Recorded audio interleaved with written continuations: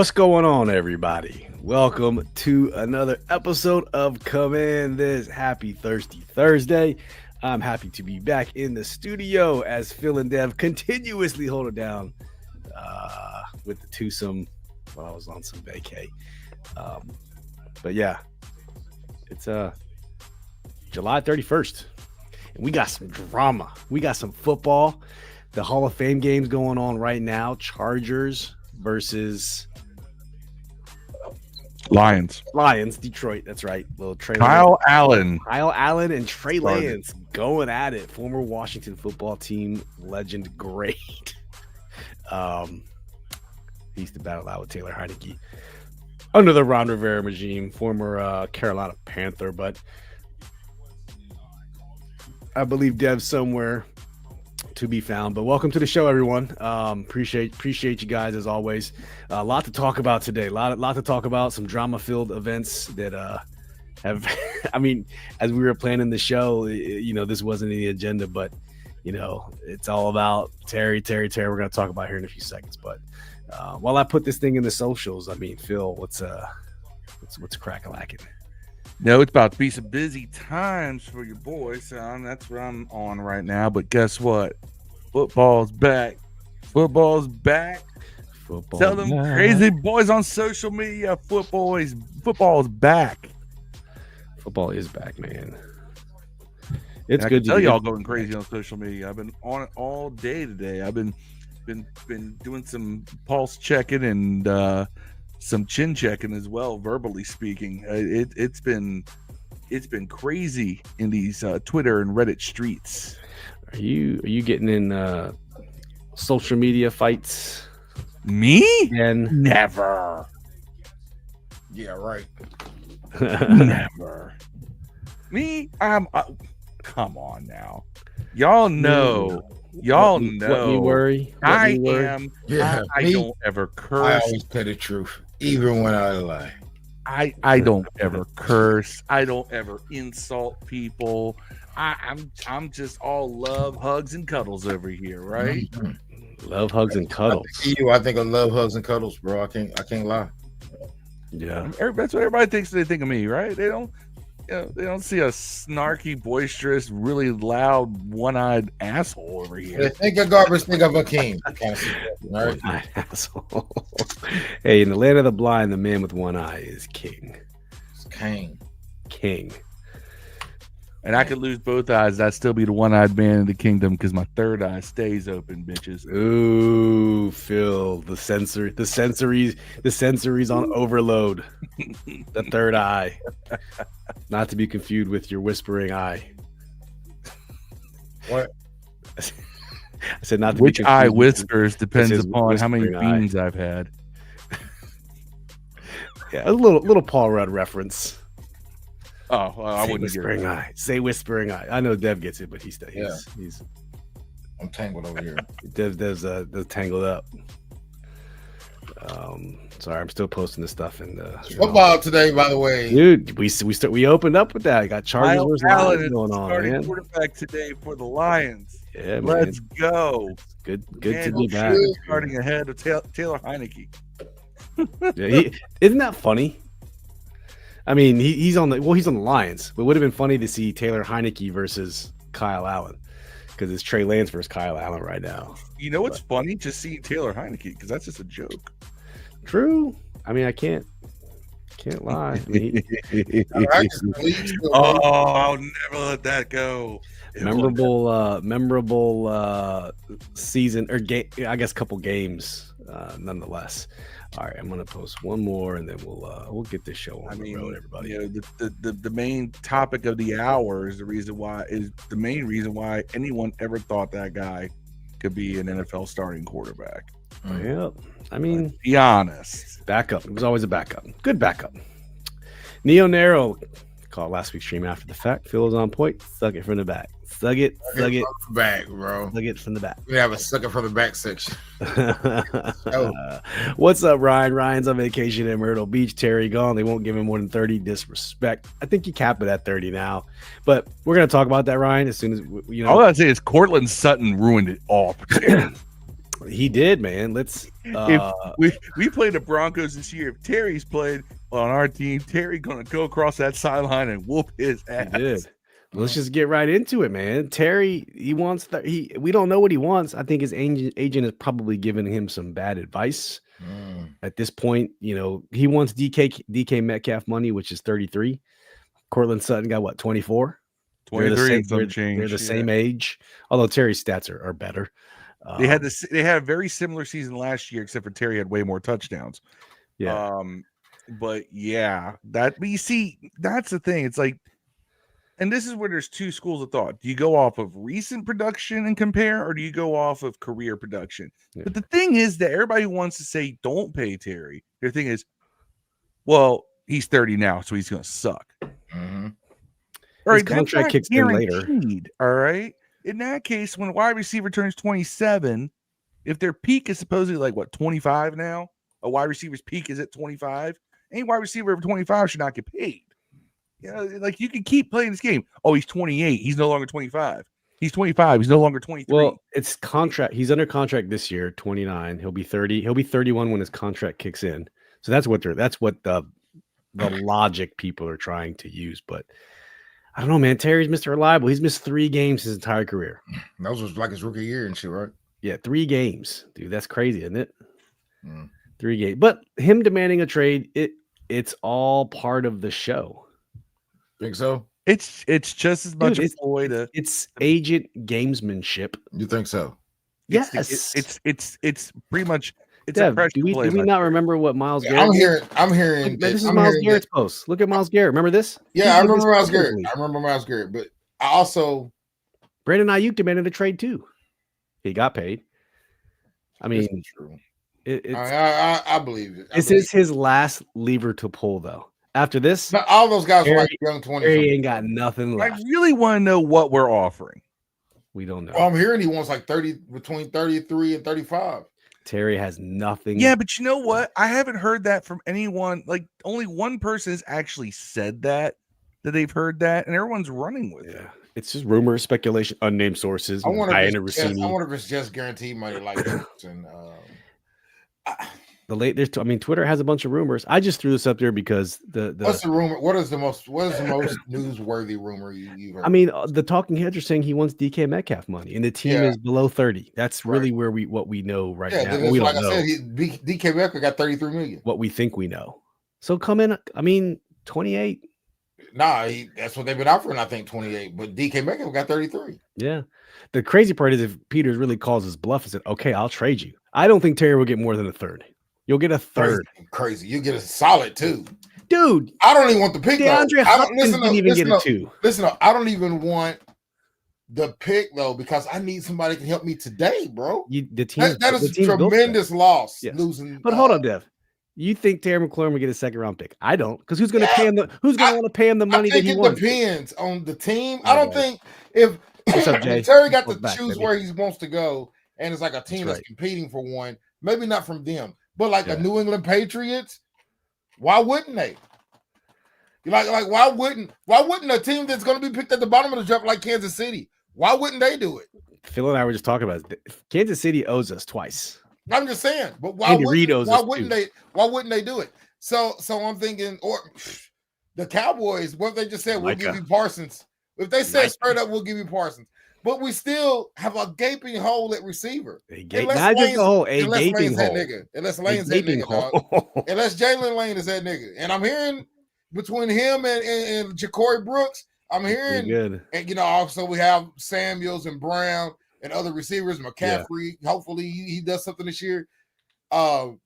Maybe they feel like the receiver room is enough, and they can trade him. Good, but I mean, I don't know, man. I think maybe this is a very unpopular decision, right? Opinion, right? But I think that the team has most of the leverage in this situation. Almost all the leverage, right? I feel like that, and I agree. I don't know, man. Like it was almost like I felt this way the last contract, and I ended up being wrong.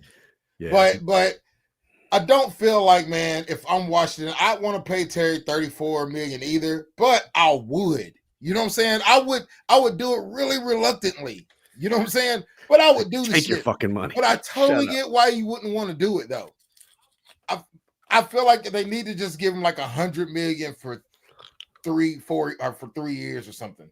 Yeah. And I think that's what needs to. What, $95 million for 3 years, guarantee it all, just to get this.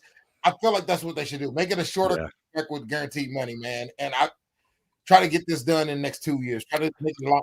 But at the same time, they can just let it work out. I don't think it's not advantageous for him to sit out, because once you're out 5 days, they can push your contract to the next year. So inevitably, he's going to play a year if Washington wants him to in a Washington uniform. There's no ifs, ands, or buts about that, dog. Honestly, you could just flip the team enough the way they trade him. Maybe that's the whole goal of asking for a trade at the end of the day, if that's what you really want. Agent games. But what's up, Neo? They could just let him on play out the year, and then next year they could franchise him, and it's only $30 million. Franchise him again, it's $34 million. They're still under what he wants. So that's the what team has control of him for the next 3 years. 3 years, bro. 3 years. So, but where it fucks you up is this, though. If you end up having to franchise him those 2 years, you're going to have a hard time with Larry Tunsil and Louisville in the next 2 years. At that point, you trade him or cut him, man. You trade him. Right. That's what I'm saying. Right now, it's too late, bro. You would have done this in March. Time's up. Neo Nero with the super chat. Wide receivers don't get big trade value, but they get paid. That's right. Appreciate you. I think there's about 3 to 4 teams, man, that Terry could probably get to it too. That's the thing. It's like, and Neo brings up kind of a short version of a good point. Everybody's like, well, he's only going to get us this in trade value, so why pay him? No wide receiver gets multiple first round picks in return. Yeah, I don't think anybody's asking for multiple anything. No, but I would if I trade him for anything, I need a player for a first round pick. I need a player. So. And the teams that need receivers aren't going to be able to give you one back that wants a Terry. Anybody that wants Terry doesn't have somebody to give back. Unless it's somebody like Cincinnati that has 2, and maybe that guy didn't want to be back there. Yeah. Or you go to Minnesota, maybe you get Addison. Oh, that would be great. Sick. Something like that. I think, but there's no chance that happens. Who trades a young Addison or what's his face in Cincinnati for a 30-year-old Terry, though? Who does that? Yeah. Who's trying to win now? Just a reminder, guys, if you're watching us on YouTube, please hit that like button for us. We greatly appreciate it. Helps with the channel, help with the algorithm, gets the channel pushing. We'll say hi to a couple people. What's up, Yam? Ryan, Elias, we said hi to you already. Yam said this is getting far uglier than he thought. I told y'all this. And he brought up the same point you did. He's still under contract. Yeah. We could franchise tag him, but what twice and it'd be cheaper than what he wants. But it's not security. It's not security for the player. Right. But I'm speaking from the owner's standpoint. Fuck the players, bro. Fuck them. Yeah. You know what I'm saying? You're under contract. I mean, that's how, if you own the business, is how you almost got to be thinking, man. But at the same time, like I said, I would just pay Terry because I feel like you got to pay a premium for a guy that's, kind of withstood the test of time in your uniform, has been the face, has been the one positive thing going for your franchise for the entirety of his contract. Like, basically, we knew this nigga was Terry McLaurin at first practice. Like, the first week he was here, we knew, this nigga is better than everyone else. We knew. Yeah. Yep. Gregory Pett to 27-28 mil is all I'll be willing to give. He's not top 10. He's 30. Ship him to the Saints for Olave, get the drama over. He's borderline. He's about 7 to 10. If I'm the Saints, I would want Olave plus some for Terry. I mean, I think Olave is younger than Terry. They're Ohio State guys. Both hurt all the time. Yeah. Maybe you can get your boy down at the Giants, man. They want to eventually play Daniels anyways. The team has the leverage. That's the bottom line. But honestly, if they do decide to trade him, what do you think? There's rumored that the Chargers were looking at him. The Eagles were, I don't know what the Eagles look at him, but the Chargers were serious and the Steelers were serious. And I think the Seahawks, they probably give up 3 teams that I saw that potentially be in on Terry. But now there's all kinds of scenarios running around, man. I don't know. Marcus Easley, what's up, Marcus? I would let Terry test his money value and trade with other teams to see if he can get DK Metcalf money. He's not. You know what? He was in a position. He had a better argument until Cortland Sutton's contract. Yeah, sort of kind of fucked that one up. But see, the thing about Sutton's contract, he don't play every game, and he doesn't. He's hurt. He doesn't even put up the stats. Terry is clearly better than Cortland Sutton. It's not even a question. Productive player. But you set your floor. Yeah, you set your floor. You set your floor at 24. So now it's between 24 and 33. Now it's the halfway point to that, which is about what, 28. I say you give him 30 so it looks good. Offer. Maybe they have. We don't know what they've offered him. and we don't know what they've offered, what he wants. Yeah. We don't even really know what he wants. We just heard one person. He might just not want to be here, bro. DK money. Yeah. I mean, he's still signing autographs every day. He's more consistent than DK. DK just looks better with his shirt off, and people get all cream themselves over that. He's pretty sexy, man. He's pretty buff. Yeah, it's all show no go. Pause. It is all show no go. DK was not worth $33 million. I will stamp that right now. I don't believe so either, bro. Not even close. It's like DK pushed the market value up for Terry, and then Cortland Sutton pulled it back down. Now this is opposite. Would you remember when Terry was going for his contract, the first person to set the market? Who was the guy on the Cardinals? Christian Kirk. Yes, yeah, good pull, Phil. He set the market because people were comparing Terry to him. He signed first, and he only took 18, and then Terry eventually got his 23. I don't know. Yeah, because Christian Kirk was like not even close to Terry. Yeah, Christian Kirk was like a 1C, wide receiver 1B maybe. Ryan said he's seeing Patriots, Kansas City, and the Titans. Mr. Titan, Cam Ward and Terry. What do you think, man? Tightened up. Hey, Mr. Titan's got that Mr. Titan event coming in September, Dev. If you're gonna make it. Yeah, I may actually make it. I talked to the wife about that. We're still nursing a very sick son. By the way, Mr. Titan, I ordered a shirt. Hopefully it shows up soon so I can wear it. I know he ordered because he sent the tag for me to order it. Yeah, that's right. That's right. AJ Brown was traded for 18. What's up, Jason? So there you go. AJ Brown. I forgot about that. That's a good pull. And in 18, he was a first rounder. AJ Brown is one of the few receivers in the league that I'm like, yeah, he's clearly better than Terry. Yeah. But at the time in Tennessee, it wasn't clear. And he's getting, and when his contract's due, he's going to get probably number one receiver. You know, I'm talking about he will have the highest wide receiver. AJ Brown's good. And AJ, when AJ left Tennessee, we thought Terry was better than him. I ain't gonna lie. Yeah. Hold up. We had this whole debate, I think. You just brought up a point that I kind of laid into some people on. I really want to lay into it. This is second week in a row I got to lay into some of our fans. We spend hours on social media as a fan base for years telling people Terry is great. Terry is a great receiver. Terry's a great receiver. Y'all disrespecting Terry, right? And last year, the rest of the league's fans, the ones who doubted it, shut up, right? And the ones who knew already knew. I'm one of them. We're always talking smack. Y'all can't be disrespecting Terry like that. The minute Terry's like, all right, yeah, I am, a top receiver in this league. I am in the top 10. I want that kind of money. Everybody's like, oh, he's like 16th best in the league. I saw that today. Terry is the 16th best wide receiver in the league from one of our fans. And everybody's like, oh, just trade him. Get rid of him. He ain't worth nothing. Why is it that we flip so hard on people? I'd be curious under what metric are they judging that 16th. They're probably just looking at. All right, Gregory Pett said something and totally ignoring truth. He's never even had a 1,200-yard season. Pretty sure he's good, not great. You do realize that, except for last year, when he had caught 13 touchdowns, by the way, second in the NFL, he's had nothing but trash QB play. Well, it's a different metric, Phil. It's not a single season of 1,200. It's continued excellence because Terry's only one of 3 receivers to have 6 straight seasons of 1,000 yards. You know what I'm saying? Like it's not a singular season; it's multiple seasons. I know, and people want to be stat jockeys and all that because I played Madden. And I can get 1,500 yards with De'Ami Brown. Hey, we'll talk about Madden ratings later, guys, because Terry's got a fantastic Madden rating. Jim Sleazy. Right, the 1 year they give him a good rating. People will fabricate an argument to make one point or the other. But when you look at the totality of the picture, Terry is definitely up there. And also you got to realize that some of the guys that are higher than him are already on contract, older contracts. Yeah. And they'll be demanding more money. And they're going to leapfrog Terry anyway. Yeah. Jim says it's the fact that it's his time now to get paid. Yeah. The odds are against him. A number of guys were going to get paid this year.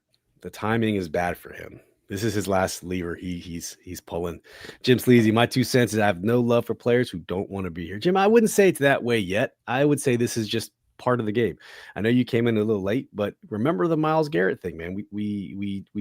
I showed that before when we started the pod. Remember, Myles Garrett said this. He went on Instagram, made this whole freaking story. With that in mind, I requested to be traded to the Cleveland Browns. Like, then he gets signed by the Browns. This is agent gamesmanship. Like, now his agent, he might be fucking him over. Like, let's be real here. He could be screwing him out of money. And I don't know if Terry is saying I want 33 or his agent saying I want 33. I don't know. I'm not an agent. I don't know how it works. But Dev, I think you made a comment on social media that Terry needs to have Miss Jackson as his Jayden Daniels' mom as his agent. She'll get the damn deal done.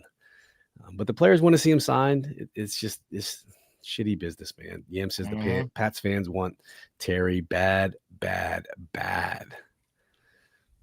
Hey, if the price is right, anyone except for Jayden Daniels is up for sale, in my opinion. I would take a second for Terry McLaurin today. Although the problem goes back to what you said, though, Dev. This team is built to win now. Right. And so you don't have if this was March, yeah, fucking sure. Yeah. But like now we're at the point now that you can't replace the return. Yeah, it's too late for this season. Yeah.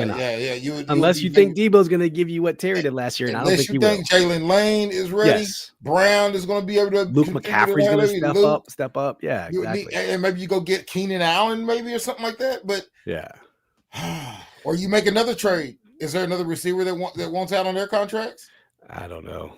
Just get Micah. Give me Micah. If you could take Give me Micah Parsons. You can flip that too for Micah. Oh my God, dog. Titans says AJ Brown was the dumbest trade in Titans history.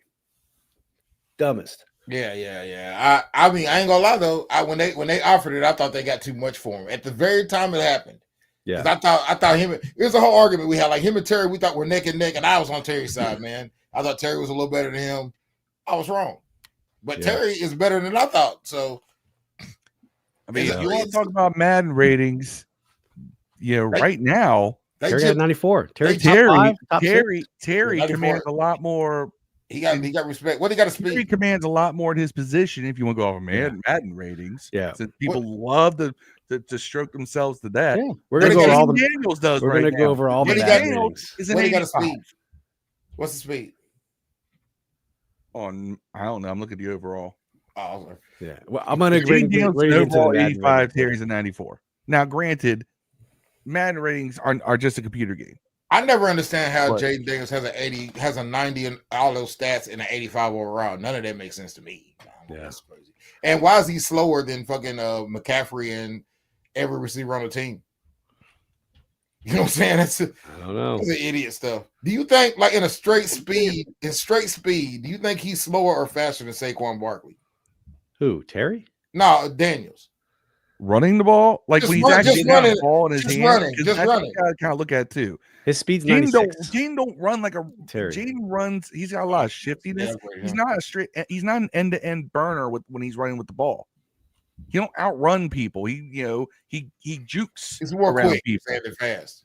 He's really quick. Okay. So I got you. I kind of agree, but I think he should have been faster than a 90. I think he should have been faster than 90. I think he should have been a fast receiver. He should have been a receiver speed. A 90 receiver speed in Madden isn't going to win anything. You're not ever going to win deep with that, dog. Let's just get somebody fucked up. But I mean, Greg makes a point. JJ had crap quarterbacks, still putting on monster numbers. Pretty sure. What? He had Kirk Cousins his career. Yeah. Right. JJ's a monster. JJ Arnold, who is still better than Taylor Hines. Still better than Alex Smith. Right. The year Tom Brady won his last MVP, Kirk Cousins had an argument. For like 5,000. Yeah. That year Brady won MVP of the year. His last MVP, Kirk Cousins had an argument, bro. You can't put JJ. I mean, you can't put Jettis in the same conversation as Terry. It's not fair to Jettis because he's way better than Terry McLaurin. So is Jamar Chase. Yeah. Terry's the next tier down. Yeah. Or the tier down after that. He's coming up on a due contract. Like Chris right? Paul. Yeah. Oh, Justin Jefferson's gonna get. He's gonna get 40 mil plus. So that's an irrelevant point anyway. You got to bring up the people who got paid this year. His thing, if he gets 40 plus, and then you're gonna sit there and tell me that DK Metcalf is clearly better than Terry McLaurin. You can't. There is no argument in the world. There is an argument that says he's younger and more productive. Well, you're paying for potential at that point. Right. Like you think you can be. How many years is DK Metcalf going to get by on potential? That's true. As As long as he walks around with his shirt off and his muscles popping. He's made it this far on athleticism and strength alone. Yeah, you can get by. You can get by pretty far in life. $33 million worth. A pretty face and a body can get you very far in this world. Terry, who's a better football player, is going to. You all want to give him 25. True. Shit, ask Sweeney. Listen, we either trust Adam Peters or we don't trust Adam. If he trades Terry. It'll be a hey, it sucks. Like, are you mad if Adam Peters trades Terry? Like, no, I'm mad if we get a shit trade deal. Yeah, I'd be mad if they trade him now. If we don't get a second and a fourth or a couple of thirds or something like that, like usable picks, I'll be mad. But I'm not mad at the concept of trading Terry. I'm mad if we trade Terry and get nothing for it. And why wait? This could have been done so long ago. March, you know what I'm saying? March. Yeah, I don't understand I do feel like the front office made a bad decision in waiting. We could have unless they knew that Cortland Sutton deal was going to be a low ball, and we're just waiting for that anchor to drop. We could have took those. We could have traded him in a bunch of picks and trade up for Travis Hunter or some shit. I don't know what they did, you know. And Ryan, this is exactly what happened. So now that Terry demands a trade, the team's going to say, "Okay, go see what you can get." And he's going to bring those offers back to the team, and they're going to see, will someone pay you what we don't want to pay you? If so, okay, let's talk compensation. And then he's really going to see what his market value is. Then we'll know something in like the next 3 days, I think. What Adam Schefter will tell us, a leak that someone has offered Terry McLaurin, throw a number out there, $29 million for 3 years, and then we'll know what his market value is. Publicly. We don't know it right now. Let's say Terry gets 32 somewhere. Goes somewhere and balls out for the next 3 years. Yeah. Who in these comment sections is going to line up and suck it from the back? Stupid, man.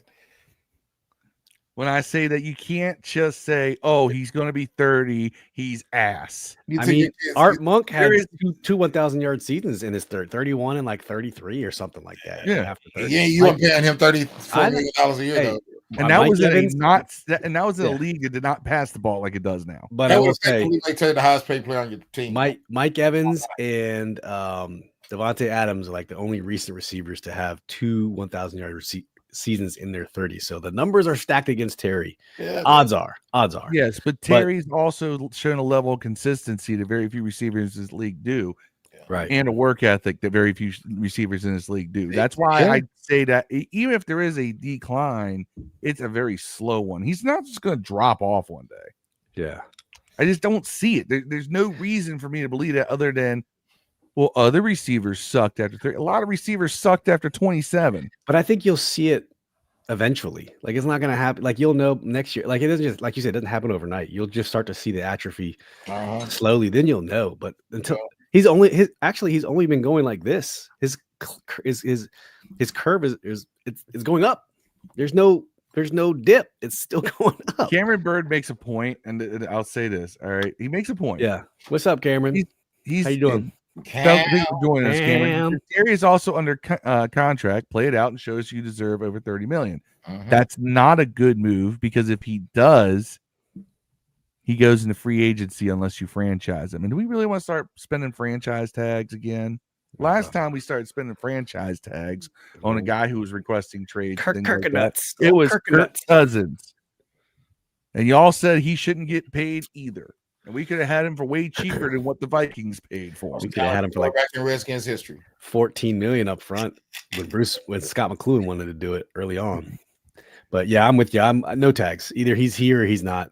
I don't like the franchise tag thing. It's just that's the levers. These are levers the team can pull to show I got you, son. This is Terry's last lever, demand a trade. After this, he's got no tricks left short of not getting paid. He has nothing left after this. Well, he had to play, but he has to make this play. It's either that or he has to really take. Not mad, fans. There's no need to be mad at Terry for this. This is his final step in negotiations. This is all he has left. Have you seen his agent? His agent is like 5'1", super tiny dude, man, super small. See if we can bring a couple posts regarding some Terry stuff that's been going on. A lot of Terry. Jordan Schultz broke it earlier. It is what it is, man. Yeah, PTSD on Kirk. Kurt Cousins. Remember Bruce Allen? He refused to say Kirk. Always called his man Kirk Cousins. But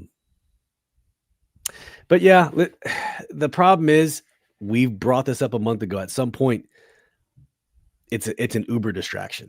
I mean, Dan Quinn has said nothing nice. We're going to listen to some clips here of Dan Quinn. And by the way, Kay Adams was at training camp today.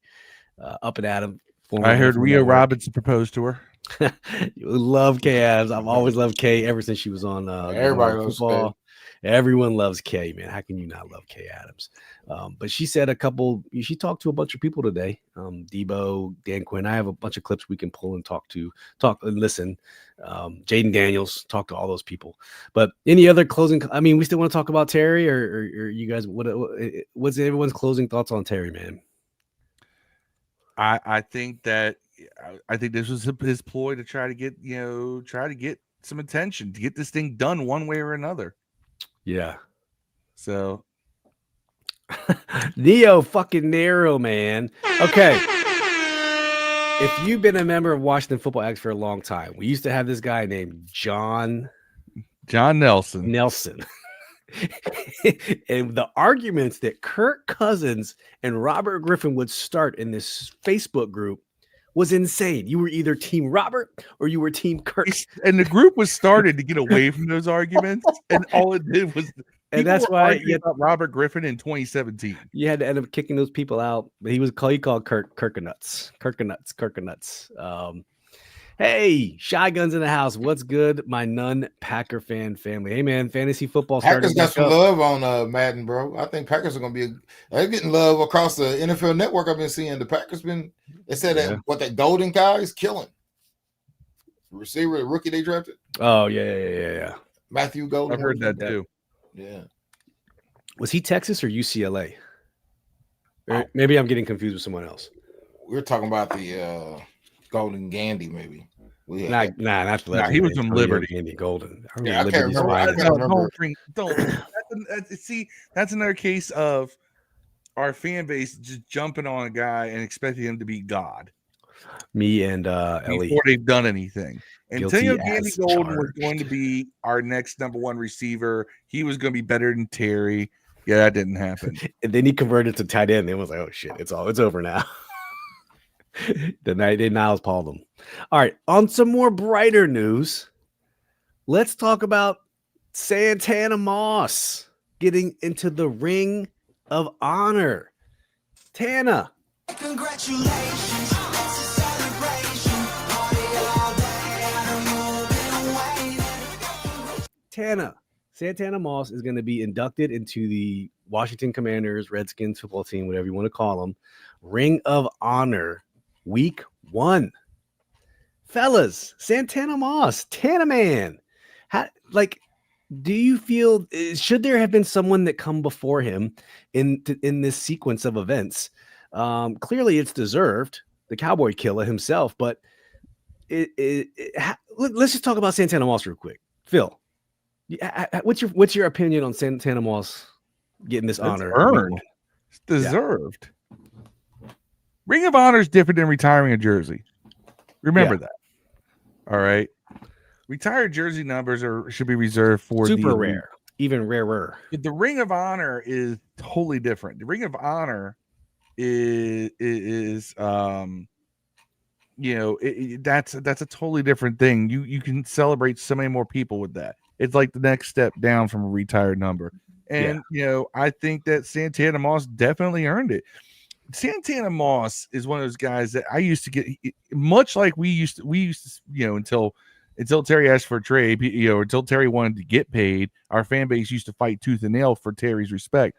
I used to fight tooth and nail on the old forum days for Santana Moss's respect. People would say he's a trash receiver, blah, blah, he's so average. And I'm like, bro, do you not see these numbers? All right. Yeah. And he's putting up these numbers with at best above average quarterback play, not even great quarterback play, but he was one of the smoothest route runners in the league. If you watch his route running, it should be like mandatory viewing for any up and coming wide receiver in high school and all that. Yeah. This is how you run routes.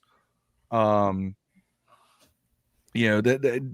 is nothing else can be said. And he was a guy who was on an island. We never had a great receiver opposite of Santana Moss. Yeah. And if anyone comes in here and tries to tell me that Antoine Randall was that guy, Jabbar Gaffney.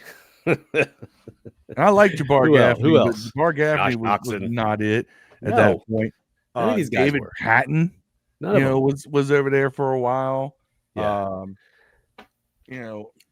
Yeah. Sorry, I called it the Ring of Honor. I guess the team calls it the Ring of Fame. It's Ring of Fame is what it really is. Everyone calls it Ring of Honor because Dallas calls theirs the Ring of Honor. Okay. It just kind of rolls off the tongue a lot easier. Yeah. But here's Santana's stats for the those who are watching and listening.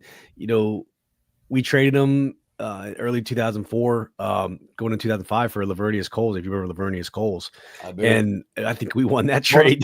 We won that trade a million times over. Lavernius Coles was a great possession receiver, million times over. But he was not a playmaker the way Moss was. Moss broke open plays.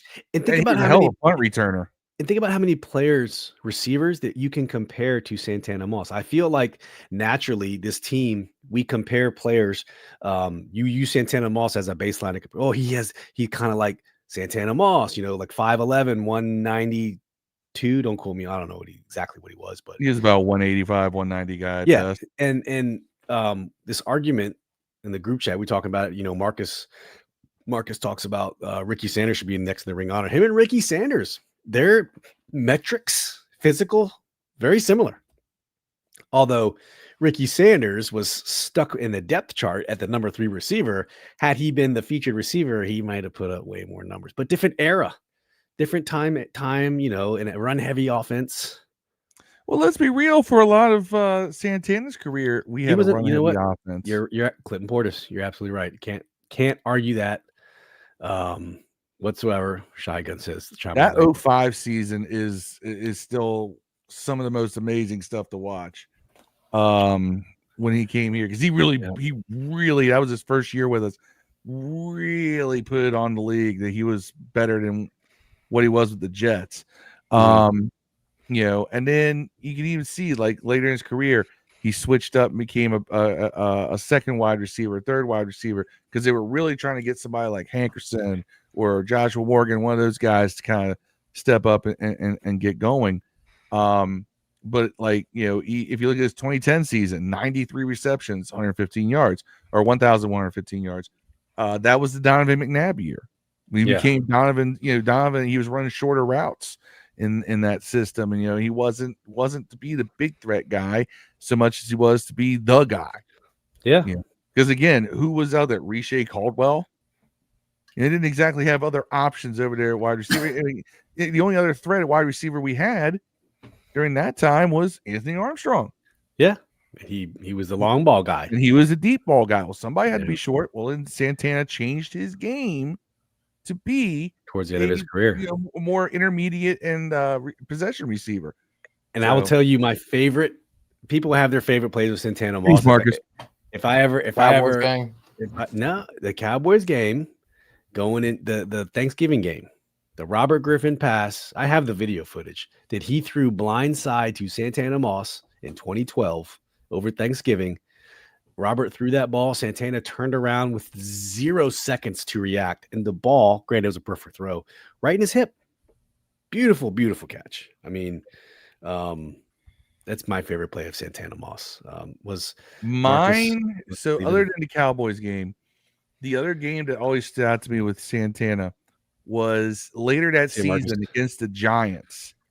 When he caught 2 touchdowns, and then the following year in 06, his 3-touchdown game against the Jaguars, which I was at that game, where he had basically had the walk-off touchdown in overtime, his 3rd touchdown. And these were like big play receptions too in that game. Moss is so underrated. Like I said, comparing Ricky Sanders is kind of not fair to Ricky because Ricky was right. It's not nearly in the same. It's not place. And a lot of people, Santana Moss was, when you look at generations of fans, we've been around lucky enough for all 3 Super Bowls. A lot of fans have not, and their first great wide receiver on this team is Santana Moss, and the second great wide receiver who they know now is Terry McLaurin. So a lot of fans right now, their version of Santana Moss, their version of Jerry Rice is Terry McLaurin. I thought Isn't that crazy? You could say Deshaun Jackson in the middle there. Yeah. I'm talking about the young crowd. I was pretty surprised Ricky Sanders hadn't made it in with the posse, though. I ain't gonna lie. Is Gary Clark in? Yeah, I'm sure he is, right? Gary Clark's in the Ring of Fame. Okay. I'm just surprised he didn't, because I mean, those two of those Super Bowls, Ricky Sanders might have been the best receiver out there, dog. Yeah, he was great. Well, one of them, it was not the best one in '91. That one was, it was Monk and Clark were neck and neck. If you look at Monk and Clark's regular season in '91, and then also look at their performance in the Super Bowl, they're almost matched evenly. Did Ricky Sanders get 1,000 yards that year? Huh? Didn't Ricky get 1,000 yards also?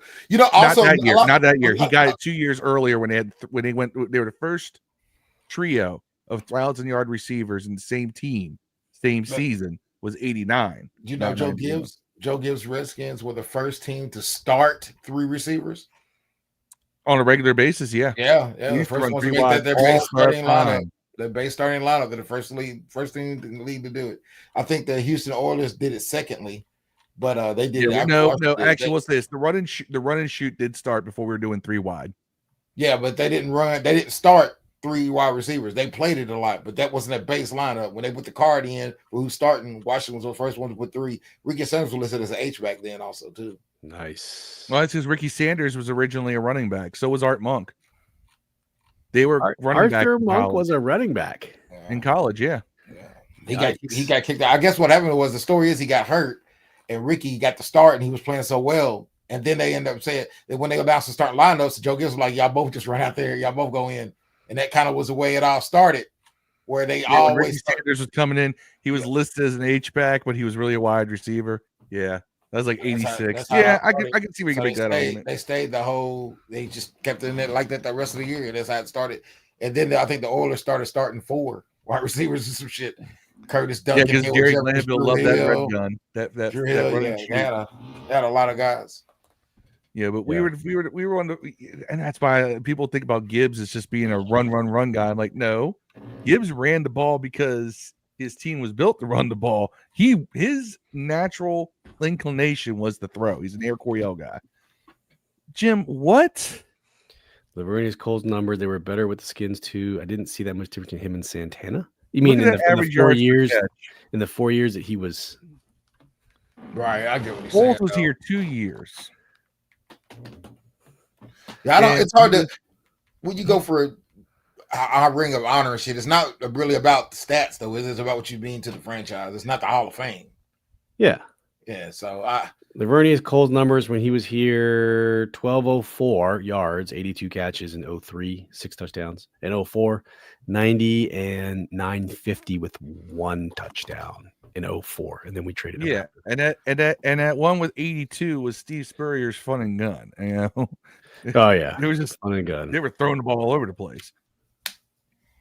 And in 04, we didn't have a second wide receiver. The other wide receiver was Ron Gardner. Yep, 85. Yeah, who had a good year?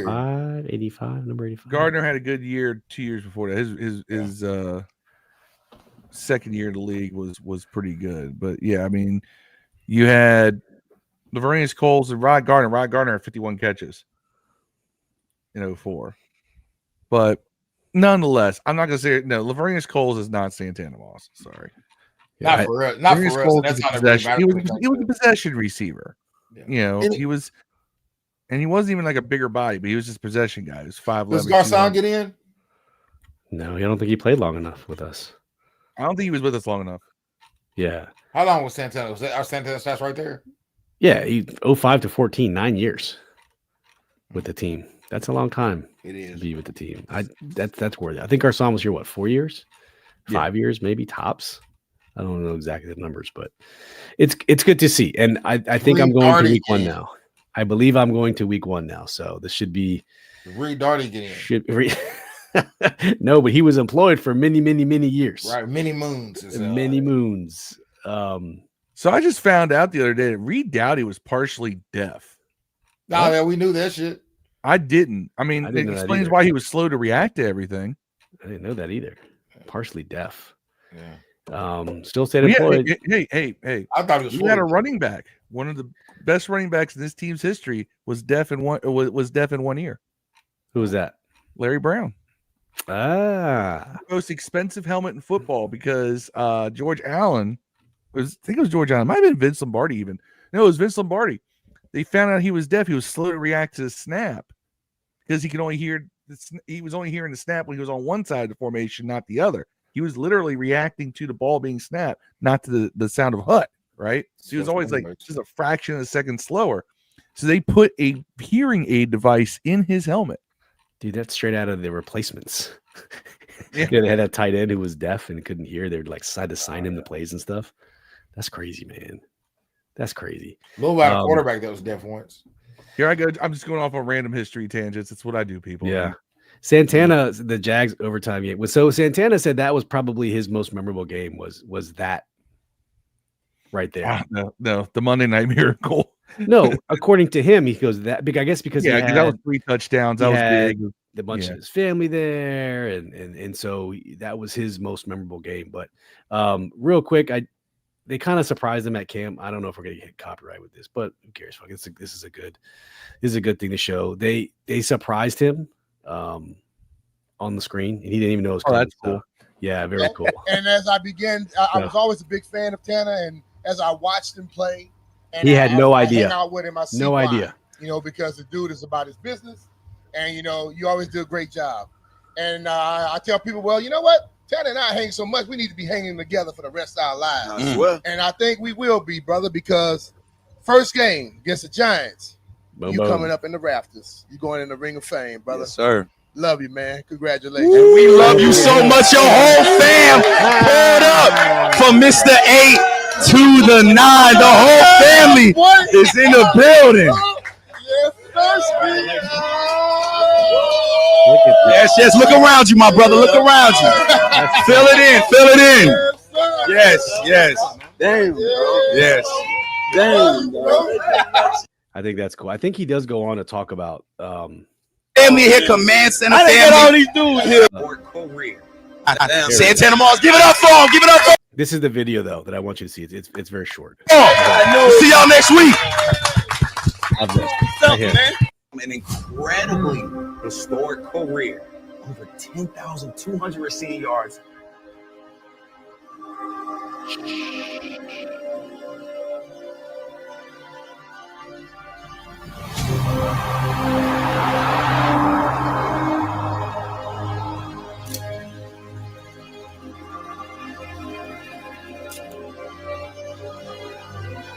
Right there. That was the play. That was the catch I was talking about. Yeah. The Thanksgiving catch. Oh, that one against the Eagles I always love too. She's caught for a touchdown. And he makes the catch. And Santana, he's on his way. There's that Jacksonville game, the Jacksonville game that Greg was talking about. I could have showed us first down celebration, bro. We had the best one.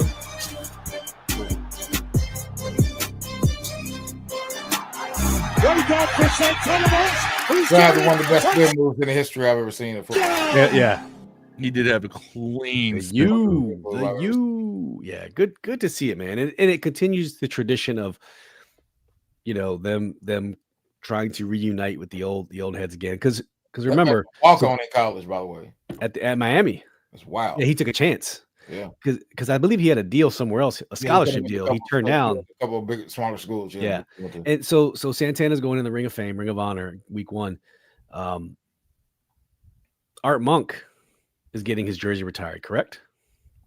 Yep. So let's just see how this continues to play out as they bring in the old folks again.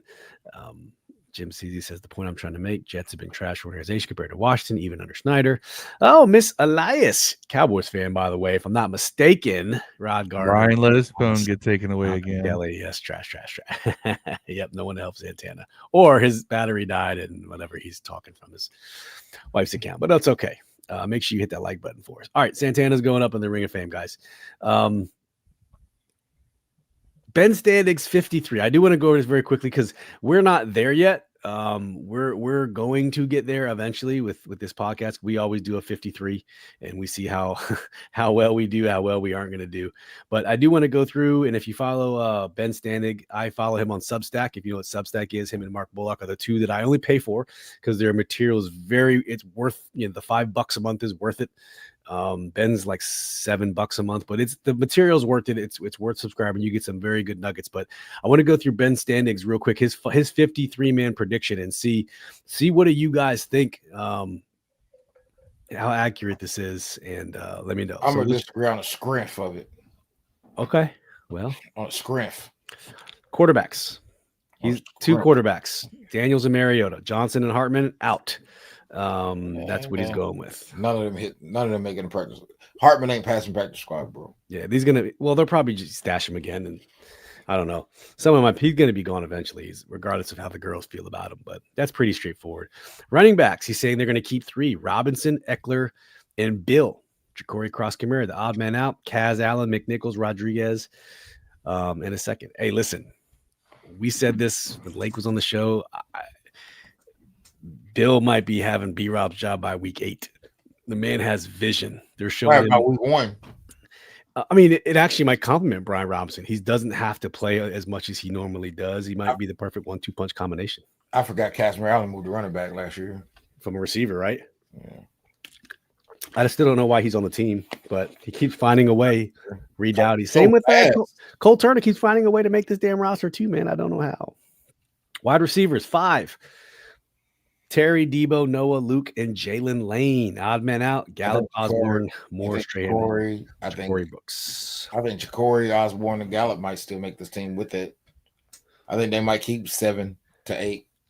Oof, that's a lot. Yeah, I think they will. 7 is a lot. Then they could. I think defensive tackle is going to have some major cuts. Yep, Greg. Ben is the man. Ben recently just left the Athletic, and he's doing Substack full time. Tight ends: Ertz, Bates, Sinnott, Colson, Yankoff. See, I think Yankoff's gone, dog. He's doing pretty well in camp. And Tyree Jackson, if you remember Tyree Jackson, he's massive dude, quarterback out of University of Buffalo. He's like 6'8". He's like he should be a center in the NBA almost. He's massive. Apparently, there's something intriguing about that size, but he hasn't made a team. He can't stick with a team that in the league since coming into the league. Oh yeah, 6'7". There it is. I said 6'8". So we'll see. I just want to see my man Ben Sinnott finally get the opportunity to shine. Tyree Jackson over Colson Yankoff, dog. Yeah, I mean, Colson Yankoff on the practice squad. Colson Yankoff is also a quarterback. We talked about his force. Stupid fact. He was like, I don't remember this, but I talked about this on the show. He was like the #1 rated quarterback in the state of like Idaho, like a 5-star quarterback, some weird state like that. That's me and you. I think Phil wasn't here.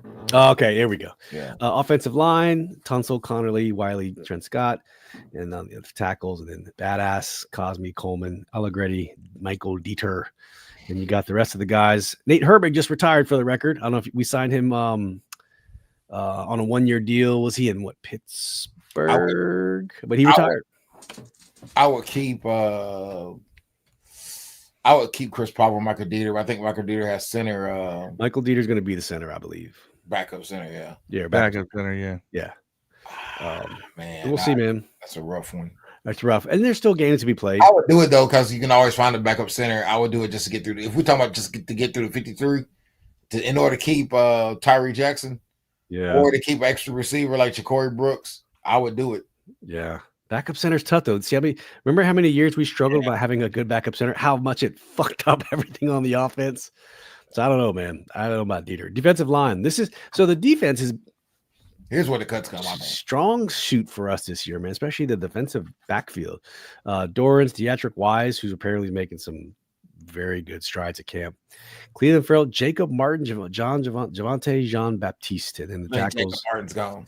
Yeah, I believe so too. Payne, Newton, Kinlaw, Goldman, the tackles. And they want odd man out, Jalen Holmes. Yeah, Ohio State guy. I think he's an odd man out. I think that nigga actually started some games and played for us last year. Then he played some. Sheldon Day? Yeah, last year. Yeah. Right? Yeah. So Jalen Holmes. A lot of people thought that Jalen Holmes could turn into something. Right. They did. With the limited playing time he got, it was pretty efficient. Eddie Goldman might not make it. Eddie Goldman? I don't know. Yeah, I mean, I think Kinlaw, Newton, and Payne are locks. Yeah, I've always thought Payne. This is last year, anyways. So maybe they trade him. Dude, have you seen Javon Kinlaw on the field? Yeah, the dude should be in the WWE. Yeah, he has the body of a professional wrestler, but he's playing like defensive tackle. So he's not like big, heavy set. Like he is just, dude, pure muscle. His legs are like telephone poles. He's like massive dude, man. Massive dude. Linebackers: Bobby Wagner, Luvu, Von Miller, Jordan McGee, Hampton, Kane Madrano, the Mr. UCLA linkage to Bobby. I could see Dominic Hampton not making it. Crazy. He's been basically starting in camp. That Dominic Hampton's basically been your weak side linebacker / nickel linebacker, dog. Dominic Hampton has been over McGee and Kane Madrano. Nathan Perry, what's up, Nathan? From the great Ref the District. Thank you for tuning in, good sir. Sad to see you guys go, man. Always hopefully your channel stays archived and we can go back and watch it. But he says a lot of people thought Cam Sims would be something. I'm not believing. Dev, I thought Dev would agree with this. Safety. I don't think you think. I don't think he safety. No, he was a safety. Dominic Hampton was a safety. No, we're talking about Cam Sims. Cam Sims. Oh, okay. Nathan's saying a lot of people thought Cam Sims would be something. I liked Cam Sims. I liked him as a backup receiver. That was one of the funnest moments on our first year of podcasting. Both the hybrid linebackers. I'm going. My favorite rookie to watch, I think, is going to be Kane Madrano. I think I'm gonna play with him, Madden, for sure, because he's gonna have a 90-something speed. Dude, he's a tweener though. I'm always skeptical with tweeners. Like he's too small for a DB. He's too small. But that's the perfect. Those guys have a space in the modern NFL. They do, monster. But they're the ones it's such. To me, it's just me, my opinion only. They're just risky. That's all. They're just risky. They maybe keep 6 linebackers. Yeah. Well, if you keep, I guess. Kane Madrano, if you call him a tweener, he can play safety too. But when we get to safeties, you're going to see we're stacked in the safeties as well. I guess Von Miller's really just defensive end. He's an edge. There we go. Nathan says Dev is spot on. Madden has him with 90 speed. I'm going to pull up all the. He's got to be fast. You skipped. Sorry, DBs. Here's the DBs. Lattimore, Sanders, Trey. We didn't see this. Go back up. No, linebackers. Okay, yeah, I was trying. Wagner, Luvu, McGee, Hampton. Yeah, we talked about this. I was trying to see who else is at a cut. I mean, I didn't know there anybody else existed, honestly. Yeah, Cam Arnold, Ahikaho. And then Von Miller, he's got a spot. Yeah. DBs, man, this is where we're stacked, man. The DB room is looking pretty good. Seymour might be gone, though. Nathan said Madden has Kane at a 90 speed. Yeah, and that's probably too slow, to be honest. He was the fastest defensive linebacker in the draft. He ran the fastest time for anyone in the front 11 combine. Hey, remember, the team was all about the RAS scores, right? The team was all about the relative athletic abilities of their draft picks. That was one thing commonality we saw. That people who are captains of their squad, the RAS scores, and there was one other thing we talked about. I forget. It was like 3 qualities that we're looking for. But anyways, those are the DBs. We're stacked there, man. I think that he's dead on with the DBs, except I don't think Seymour Lee. I think they'll cut Seymour. I think they'll cut Seymour and Tyler Owens because Tyler Owens is getting a lot. They're talking a lot about Juan Martin can fill the 5th. Can fill a backup corner spot too. Yep. Yeah. So you don't need. He can play all the positions in the defensive backfield. So, but here's a question. So Quan Martin has getting some praise, right? But remember when Lake Lewis was on the show a couple weeks ago, end of May, he was all in on Will Harris. He said Will Harris will surprise so many people in this secondary. That's just too long. That's both of those guys are going to start, bro. Will Harris is a good center fielder. Yeah, both of those guys are starting according to what's been going out there at camp. Both of those guys are it. Yeah. Percy's the backup for both, to be honest. Yeah. As I'm saying, Jeremy Reeves is a special teams all-pro captain. You're not cutting him. It's got to be Tyler Owens, bro. Because at the end of the day, I think Kevin Seymour. I think Kevin Seymour's gone. Seymour's gone. Yeah, I think so too. Owens. Jonathan Owens can also play some free safety. Yeah, but I think Owens is staying. Yeah, he's getting too much praise. Mm-hmm. I don't know, man. I don't know either. Look at the numbers game because you're going to have to keep extra receiver. I think at this point. I mean, you got 5 receivers out there, right? Counting Terry, Ben has 5. Who's running kickouts and stuff back? Are we still trying out? Well, let's I don't think it's going to be Luke McCaffrey. I think it's going to be. It better be Luke McCaffrey because he's the one that got. I mean, that he's up a spot for somebody if it's him. So when he talks about specialists, he just we signed Matt Gay, Tress Way, Tyler Ott, Nick Bellori. So he doesn't talk about. Does not have what's the name on that list? Surprisingly, Reeves. See, he has K. Madrano in, out, Jeremy McNichols and Jalen Holmes, wide receiver 6 and QB3. This is Ben's. Yeah. It splits 23-26 for specialists. But if you're asking who's returning kicks, if you ask me, at least Eckler and Samuels, that's who both returned kicks last year. I mean, Jalen Lane isn't the reason why we got Jalen Lane because he's a return specialist. Return guy though. Or punt return. Okay. Jacory Brooks returned at Louisville. Yeah. But he's not fast. He's like a 4.6 guy. Jacory Brooks is slow. But he runs stupid routes. Debo and Eckler ran him back last year on both their teams. Yeah, you got to keep Eckler off of kick returns, man. That's where he was all pro. Dude, he got the concussion, bro. You got to take care of his noggin. Matter this year too. Matter every year now, dog. You got to have good players back there now. None of this. Let the fastest bench player do it. You got to actually invest. Yeah, Debo Samuels ran him. It means something again. All right, so Jalen Lane means something again. Let me look here. Jalen Lane. We're going to talk Madden ratings after this. Yeah, he's been did not return kicks. He punt returns, right? Yeah. For Virginia Tech, he was a punt return. He did return a few kicks for Middle Tennessee before he transferred to Virginia Tech. Virginia Tech, he was a punt returner. Okay. So you could have Luke McCaffrey return kicks and Jalen Lane return punts. But you got to have 2 punt returns. Have the same guy do both. In fact, the art of returning kickoffs and the art of returning punts are very different. Not everybody has the skill set for both. But there's 2 kick returners now, bro. There's no way to do one the way it's set up anymore. No, but you usually have a primary one and things like that. You can put Eckler back there, but you could do the Eckler like you did with Santana Moss. I'll put occasionally you can rotate guys back there. I'll put Eckler and Debo back there. They're gonna alternate. I'm sure Debo wants to return. I mean, I would. In a contract year, if I'm Debo, I don't know, man. I don't want to take the risk. He did in San Fran. I don't know. Wasn't Nichols returning with McCaffrey? He was last year a little bit. Yeah, it was. Before that, it was Austin Eckler and McCaffrey, and I think we had Jamison Crowder taking punts. Yeah, for a little bit. All right, let's get into. Force got one, didn't he? He didn't force. Stick man. Let's get into some Madden rating real quick. We've alluded to Madden ratings a couple times during this show.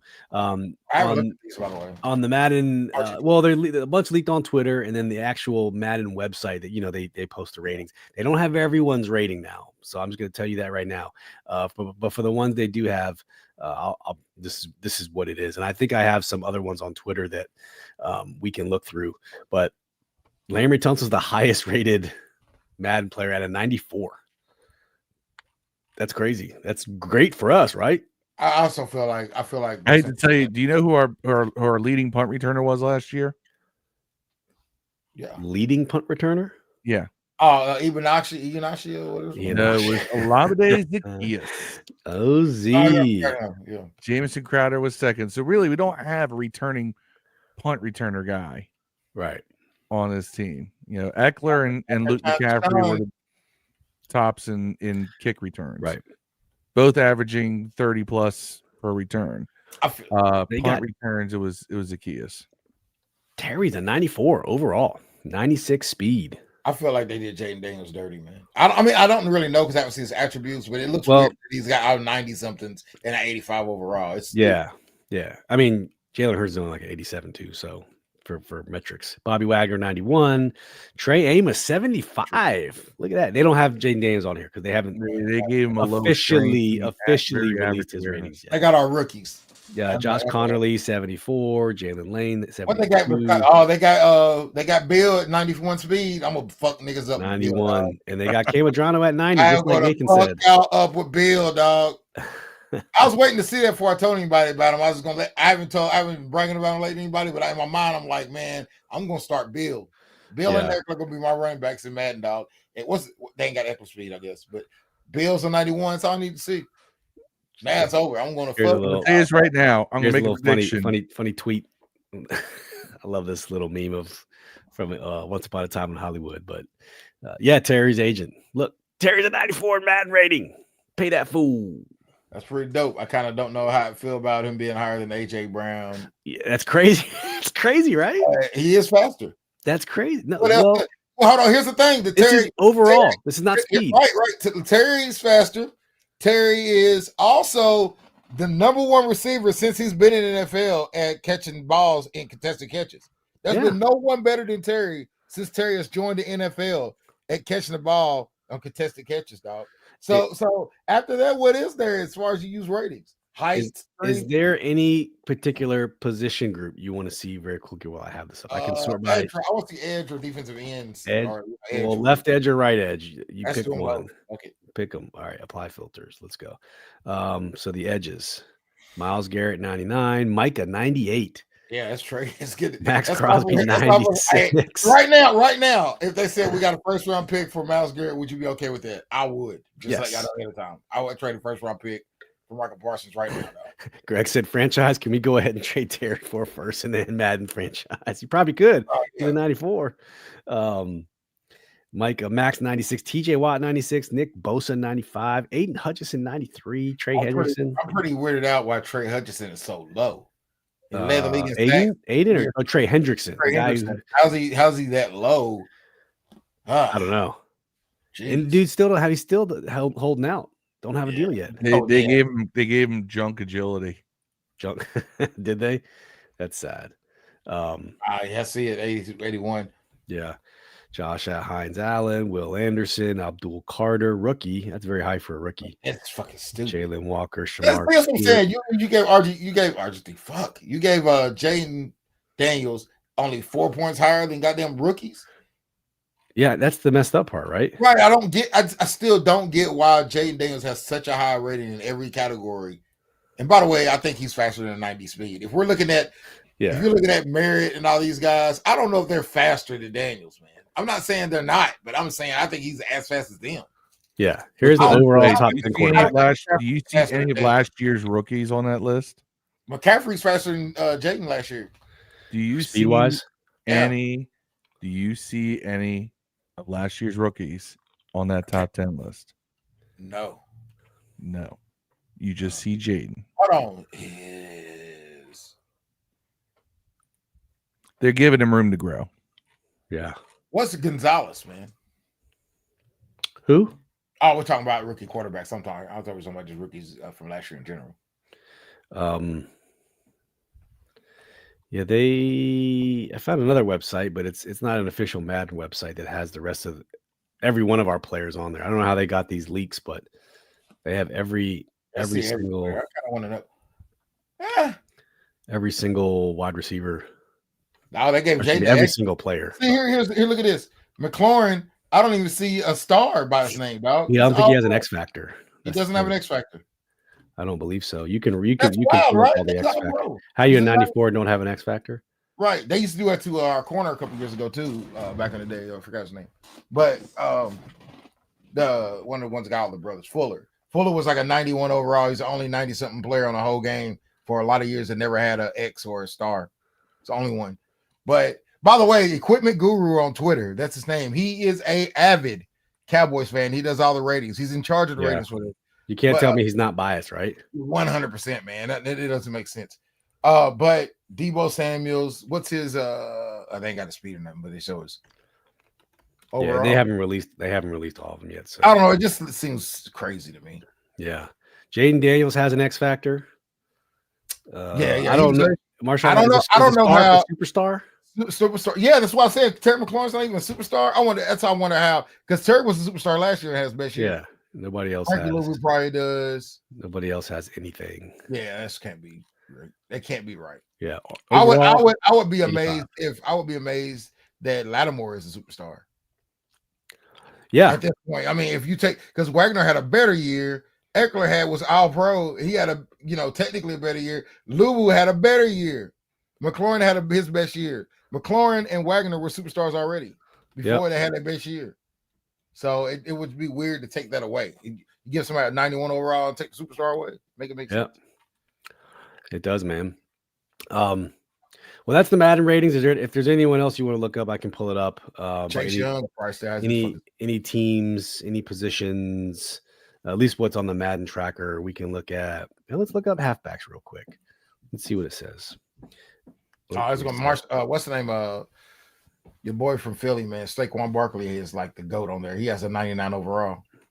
So Saquon is 99. Derrick Henry's a 98.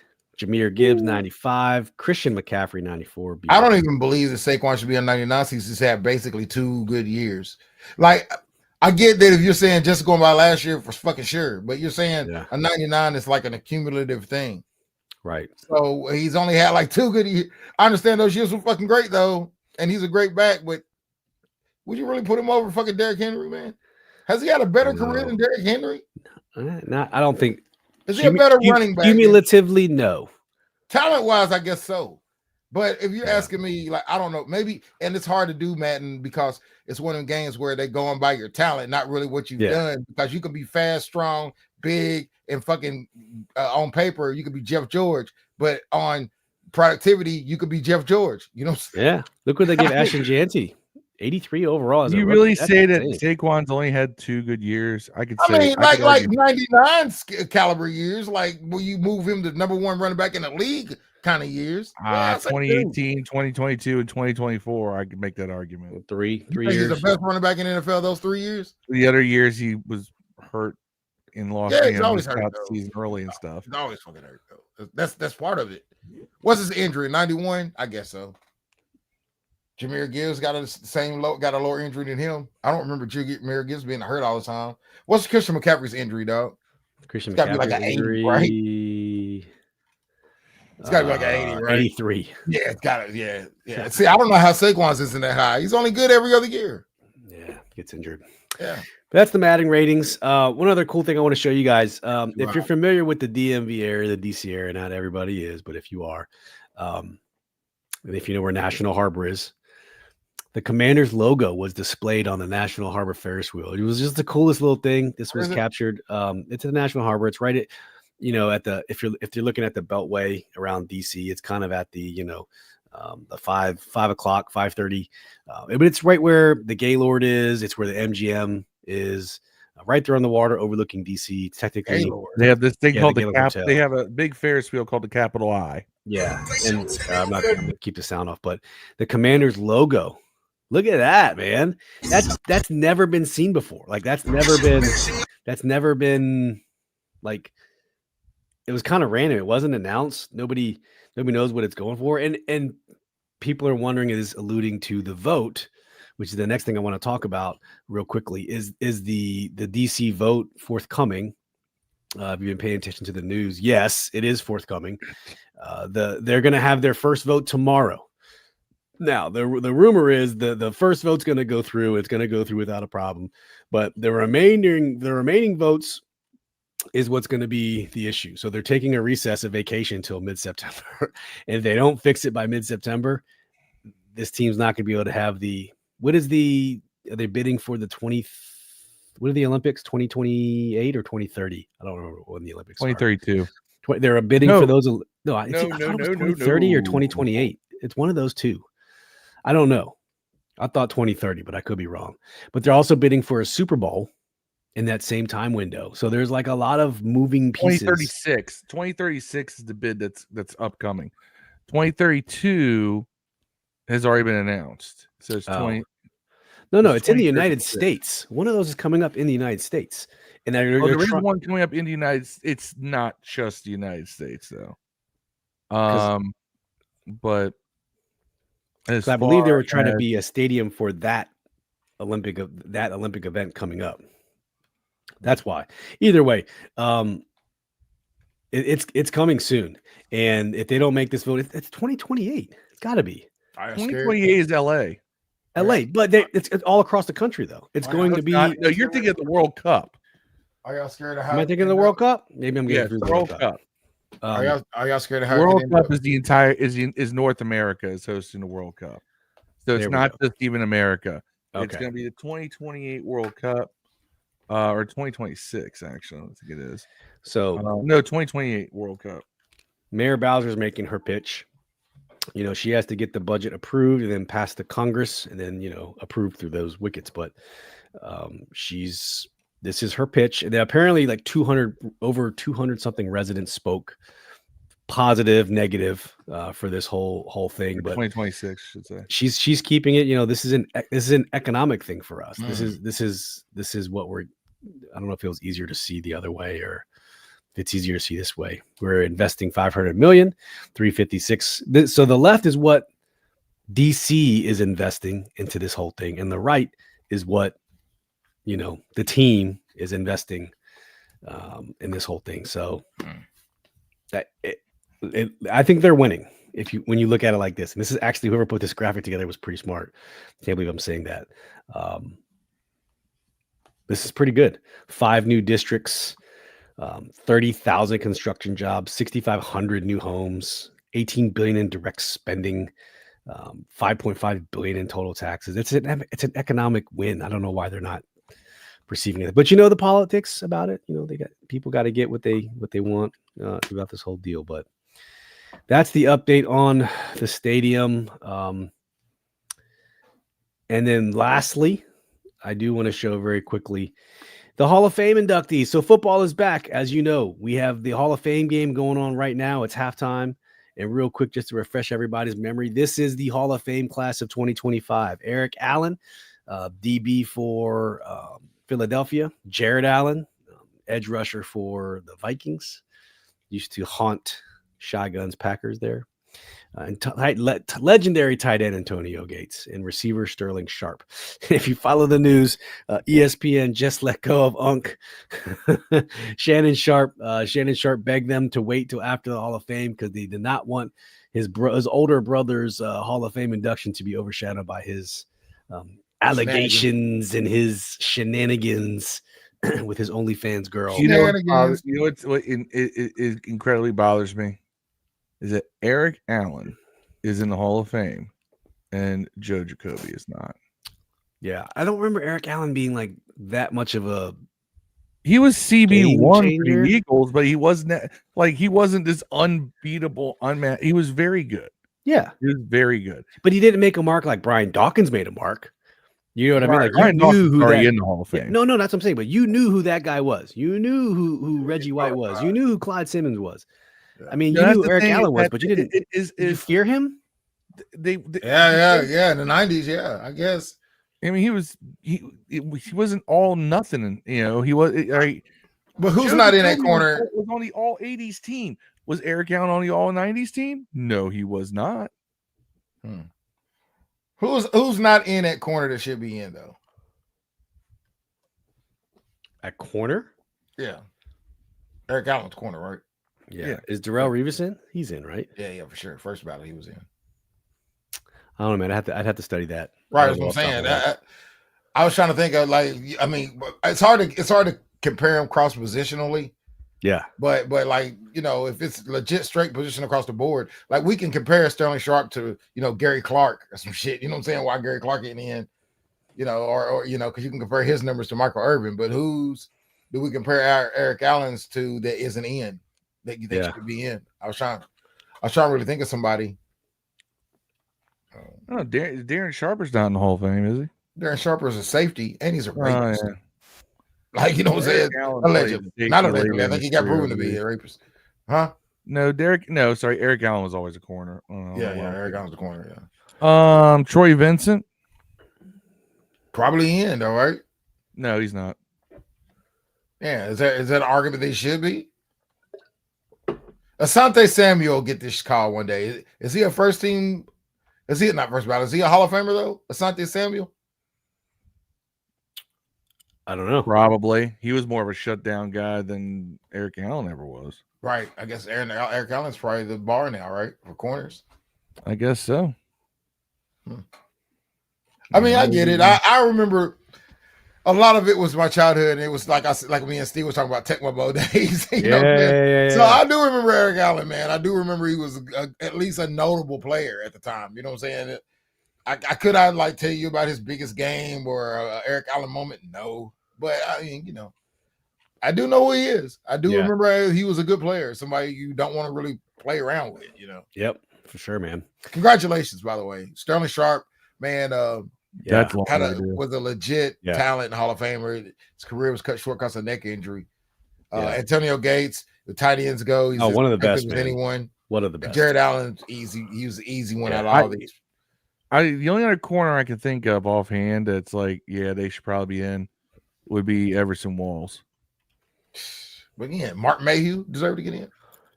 No, Martin Mayhew. Yeah. Martin Mayhew. You know what I'm saying? Got what, 2-3 Super Bowls though?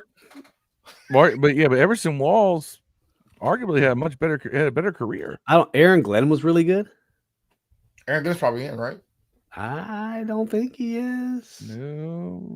It's Jason Sehorn. Dude, he had that Jets defense on lockdown. Jason Sehorn in there. By the way, how many can you name 10 white receivers in the history of the NFL off top without looking? 10. Steve Largent, 1. Cooper Kupp, 2. Don't have to be active. They don't have to be active. Okay, Steve Largent, Cooper Kupp, Julian Edelman, Hunter Renfro. There we go. Luke McCaffrey. Mike Renfro. I'm thinking old school. Luke McCaffrey. Dwight Clark. Ed McCaffrey. Wasn't Dwight Clark a tight end? Nah, Dwight Clark was wide receiver. Wide receiver. Okay, Dwight Clark at 6. Come on, fellas. I can't remember the guy's name. Lance Allworth. Chris Collinsworth. Chris Collinsworth. Lance. Julian Edelman. Barrios. Ricky Pearsall from the 49ers. Guy got shot. Barrios for the Miami. Eric Amendola. Barrios. I think he's Hispanic. Or was it Eric? No, Danny Amendola. He's Italian. Danny Amendola. There you go. I already named like 3 just right off the top of my head. Right now we're hoping. There you go. You got 10, Dave. You got 10. You got 10. Hard. It was hard. Name 10 black American baseball players. Barry Bonds, Bobby Bonilla. No, I'm talking about currently playing. You got I can do this all day. I don't watch baseball that much anymore. That's not really fair to me. Currently, hold on. You said white wide receivers all time. Yeah, that's impossible to do a current list of that. That's not 10. Yeah. You know what I'm saying? Speaking of which, did you see Gilbert Arenas got arrested for running a illegal gambling ring out of a residence? Oh, he's screwed, man. He's done. That's a joke. That is such a joke. Apparently, there's organized crime involved. Not for him, but I guess people from organized crime families were coming to this game. And the funny part is, him and Kwame Brown were beefing forever. And Kwame Brown made this huge video celebrating. I told y'all, him and Shannon Sharp. Kwame Brown just went off on Gil and Shannon Sharp. But I haven't watched it yet. What are you doing, man? You got everything. You have. Show it. I ain't seen it. Let me see it. What, the Kwame Brown? Yeah, he's hilarious. It's funny, dude. His country is shit, dog. Yeah,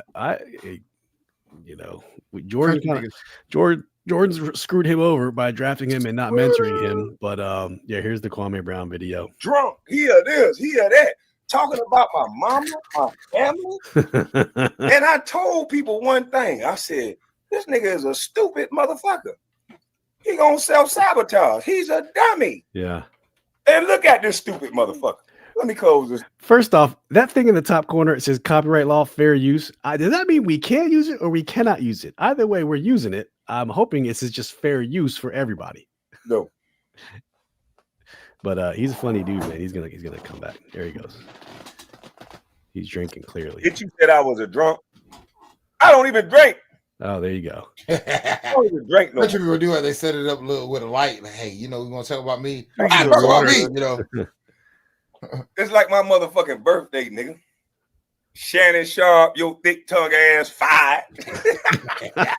All them motherfuckers that talked about thick my mama's son, nigga. Shannon Sharp, your thick tongue ass fired. Goddamn Gil, you in the slammer. You got there. If you run your mouth, see you facing about 15 years, 5 years on each charge, right? But your dumb ass was playing cards with the Israeli mob. So now you're gonna have to make a decision. You can't snitch because your dumb ass say you know chill Gil, so you can't chill. So you gotta fight this one out. You gotta go for what you know. Yeah. You can't snitch. So the feds gonna put pressure on your little bitch ass because they know you don't out of his own LA home, doing his the own little mansion. ditties. Take that. So your bitch ass can't tell on them Morales. Them motherfuckers got so much money. That hey, you gonna have to. I know what your bitch ass gonna do. You gonna tell and have that lady Millie or whatever her fine ass Melly. You gonna have her cranking up the car and shit. Melly, go out there and crank up the car, baby. Oh, punk ass. You ain't gonna stand on the front line and crank up the car. You goddamn self, you punk. So listen here. We know you can't snitch. So you gonna be so for the next goddamn 15 years, boy. Goddamn. All that shit you were talking. Now you fucked up Swaggy P career the first time. Swaggy P could have been a better basketball player than you. Yep. You was a dumbass veteran and you fucked up Swaggy P career. Now you done fucked up Swaggy P's second career. Swaggy P is one of the funniest niggas on the show. He crazy. Almost got in a fight with Kenyon. Now ain't no more Swaggy P. Really, he was using streaming. Man, done fucked up Swaggy P career again. Yeah. James Lee says Gil's getting the RICO charges Diddy didn't get. Yeah, he definitely getting the RICO charge, man. It's Gil's sad. So I'm not gonna laugh at him, but Gil's bond was 50 G's. He posted it. Yeah, I mean, you're gonna be bonded out. I mean, you're gonna see trial. Yeah. Kwame living on his last dollar. You remember Kwame getting them super chat dollars. Where the rest of y'all at, huh? Nah, yeah. Kwame also got a guaranteed contract in the NBA. Yes, remember, and that dude was he was the Reed Dowdy of the NBA. That man was employed for a long time. This nigga started and got a ring, nigga. He started on them teams. He wasn't sitting no bench, dog. So I mean, he just wasn't working up a first round pick. Dude, he played for 11 or 12 years. Right. How? That's a fucking. He started all them years though. He wasn't on the bench. He wasn't a bad player. He just wasn't a number one pick, dog. He played defense. Yeah. There's players in the league that make their whole career just playing defense. Yeah, he was just brought to a bad situation, man. Mitchell Robinson. He was at least that nigga. And he was one of the last of the high school classes. Remember the high school classes that ended in the early 2000s? They stopped doing that. Yeah. He was on the final edge of Louisville lost their whole championship team due to that because they had fucking Smith, fucking J.R. Smith, Lamar Stoudemire, Sebastian Telfair, all them dudes was coming to Louisville that year, and they all decided to go pro. They all committed to Louisville and went pro. Yeah. We would have had all them cats, dog. Man. Josh Smith, J.R. Smith, Amari Stoudemire, Sebastian Telfair. All was coming to Louisville. And we had Francisco Garcia then too. Louisville would have been fucking bad, dog. I got one more funny thing, and then we'll close up shop. Yo, I didn't know Kwame was cousins with Jabari Smith. Mm-hmm. Hey, check this out. So Aaron Rodgers is playing in a golf tournament. This little kid throws a ball. I see this. It's kind of fucked up. Watch this. Love is bound, it isn't blind. Hey, mute it. I'm gonna turn this mute off so we don't get. So he throws the ball to Aaron Rodgers. Aaron Rodgers has no idea where it comes from. Nobody says to the kid, "Hey, throw it over here," and then he's looking around like, where's it come from? That poor kid, man. If that was my kid, I would be so. The people that even told him to throw it over there, they didn't like point and say, "Hey, man, this is." If this was my kid, I would be so mad. This poor kid, man. He didn't know, man. Somebody's got to get his attention. Right, Aaron. This is the guy that threw it. Well, that's not Aaron Rodgers, though, right? He didn't know. No, it's not Aaron Rodgers. I just feel bad for the kid, the video is to make it look like it's on Aaron. Hey, man, you learn about disappointment early in life, man. I mean, he's an asshole, but you learn to be disappointed in life early, kid. You know what I'm saying? Hey, you should embrace that lesson. Life is full of disappointments, bro. Yeah. That's Yeah, about 25 of them under Snyder. Yeah. You know. Try being a fan of this team. You'll get all the disappointment. That's how supervillains were made, by the way. That's all right. That's how supervillains were made. I'm gonna be trying to meet some famous people next couple of weeks. We'll see if I get disappointed.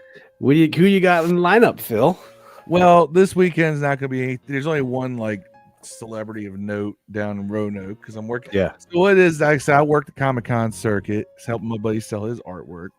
We're gonna be in Roanoke at Big Lit Con this weekend. By the way, if you're near any of these places, you should attend. These are good times. But Big Lit Con, like, it's more of a niche Comic-Con, but they somehow pulled Tony Danza. Oh, Angela. Yeah, but he's kind of Jonathan. He's kind of one of those MAGA guys now. People hate. Tony Danza? No, Tony he's Danza? not. Yeah, he said something, right? No, I don't Tony know. Danza. Yeah, I think so, bro. Oh, I think he got Anyway. canceled for some dumb shit. I'm gonna look it up. But anyway, so that's the only one this weekend, but the following weekend is Steel City Con. The Steel City Con, Kane and Bobby Lashley are going to be there. And of course, I'm a wrestling fan, so I'm going to check them out. So is Eric Bischoff.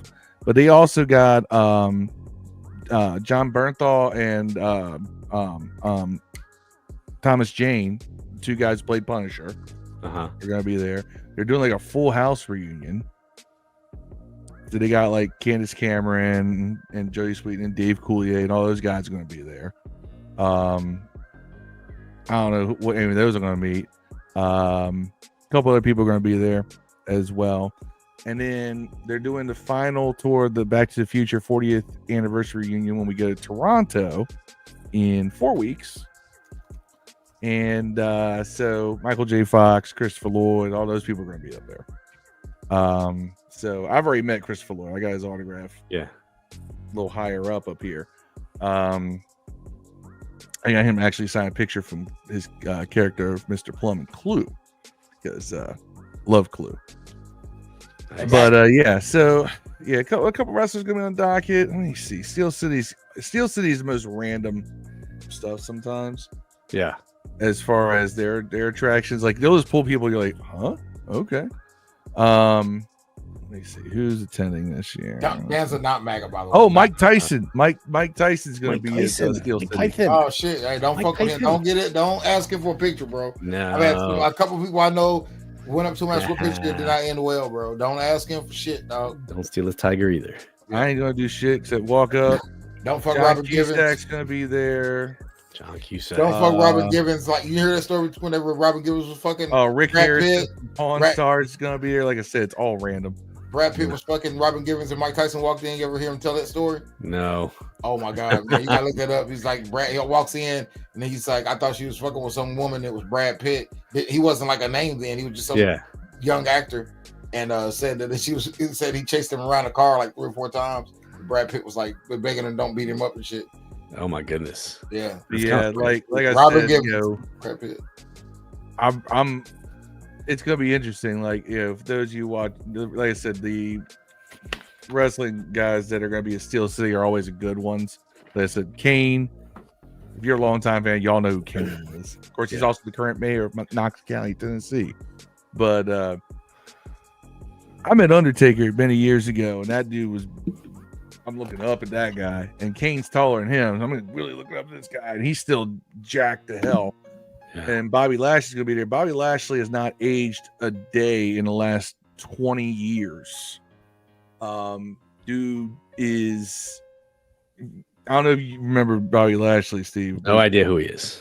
Go look him up, and then just look him up and realize that man is 48 years old. Gonna make you, me, Deb, like we're all younger than this dude. Oh yeah, he's jacked. He went MMA too, didn't he? He was an MMA guy. He was actually in the military. He got his career started in wrestling late because he was in the army. He was an army wrestling champion. Huge. Damn. Yeah. Damn. Nice. That's good. Well, get some autographs, get some pictures. Oh, definitely get pictures. I don't really do the autograph thing because I get some for my collection up here, but I don't really do too many. Yeah. But pictures I always do. I always meet people, shake hands and all that. Jim Sleazy? I saw that.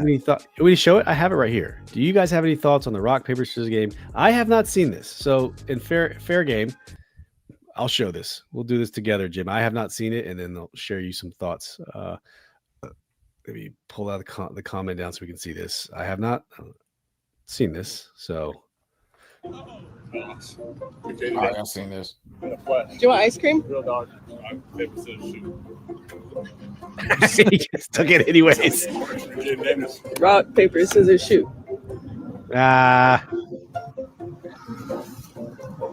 Rock, paper, scissors, shoot. Rock, paper, scissors, shoot. Rock, paper, scissors, shoot. Yeah, they all took it anyway. I would take one Rock, anyways. paper, scissors, shoot. Come on. Come on now. Hey, You don't even want one. one. Get too good. Just for you know what? I got one for you.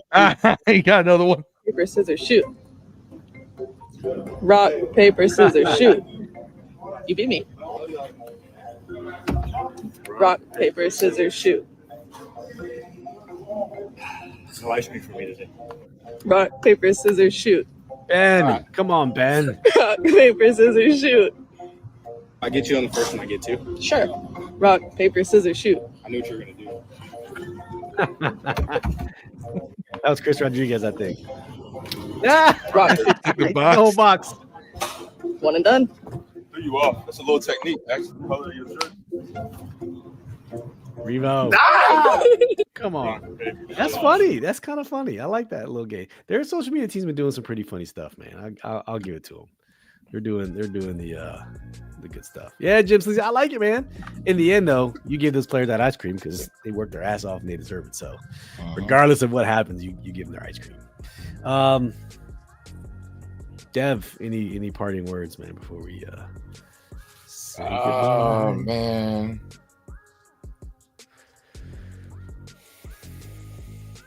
No.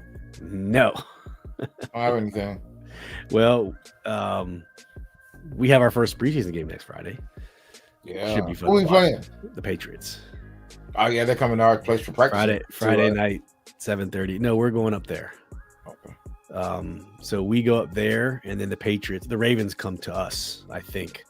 Oh no, it's Ravens at Commander. So remember last time, this is where we had the birth of the baby back bitch, Phil's baby back bitch birth.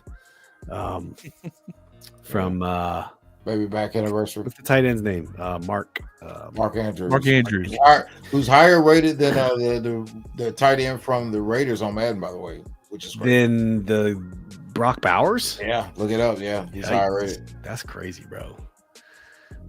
Oh shit! Neo gave us some more money. Neo, what did Neo say? This time, Phil's going to Comic-Cons to hit on needy chicks. Needy or nerdy? Needy or nerdy? Yeah, needy. I'm very needy at a Comic-Con. They're gonna be getting all kinds of guys there. If you're single women out there, if you want to find you a man, attend a Comic-Con single. Yeah, and dress as an anime character. Or just be Asian. That basically, you don't have to dress them at all. Just your mom has the fucking Asian guy. Yeah, that nerdy. Yeah, your mom just has the fucking Asian guy. Typo. Corey started GoFundMe for Terry. What's up, guys? Make sure you go check out. Yo, on the warpath with Corey. Easy. We love. What do you mean?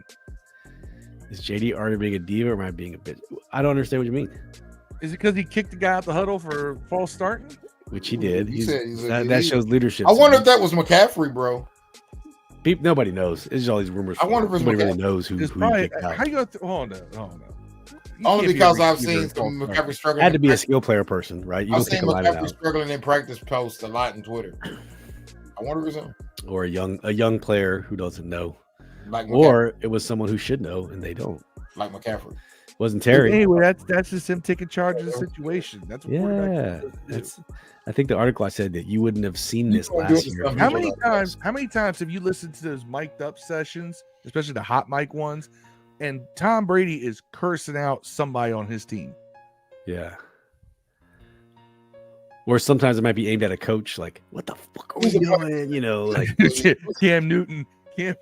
That one of Cam Newton taking his helmet off and he's like, I can't keep my fucking cool. I can't hear anything coming through the helmet. That's like, I can't see the signals. He's going off. Good time. I just remember somebody wasn't in position, and all of a sudden you hear Tom Brady yell, "Get fucking set." Oh, stealing ice cream. A couple guys stole ice cream, bro. Dude, they just got done with a hot practice. Everybody get them dudes whenever they want. I think it was just a fun game. I'm sure they all got ice cream off camera, but yeah, steal the ice cream. And Chris Rodriguez walked off with a whole box. Right. You gonna call him a diva? Come on. Yeah. So the Commanders have their first preseason game next week versus the Patriots. We'll be back next Thursday. We'll do a preview. I might be solo. We'll see. Remains to be seen. We'll do the preview of the game next Thursday for the Friday game. And then, next Thursday's the day Madden drops too, bro. I I will not be here because we shall see that. Maybe it'll be me, myself, and I. You gonna get Madden when it drops? Me, I didn't even get Madden. Last year was the first Madden I haven't gotten since like. You got college this year? I hate it. It's like I did not. I'm still playing 25. It's so good. No defense, man. You can score like. I'm still playing last year. It's fantastic. Still fantastic. All right, guys, we're gonna get out of here. Thank you so much for watching. Like I said, audio will be out a few minutes here, so check it out if you listen to it on the replay. Thank you for those who were tuning in. Jim Sleazy, I'm a bitch. Of course, that ice cream box with C-Rod's future severance package. Yeah, man, he's got to do what he's got to do, man. He's got to eat. I'm hungry. I would be offended by that Kentucky player. So yeah, it's funny. Yeah. Jim, I ain't seen your friend Mr. Gurr around here lately, so please give him my best. If you see him, Nick. Oh, Jim, you crack me up. Love you, man. Love you, Jim Sleazy. Love you, man. All right. Thank you so much, guys. We'll be back next Thursday. And yeah, as always, peace and hail. We out. Big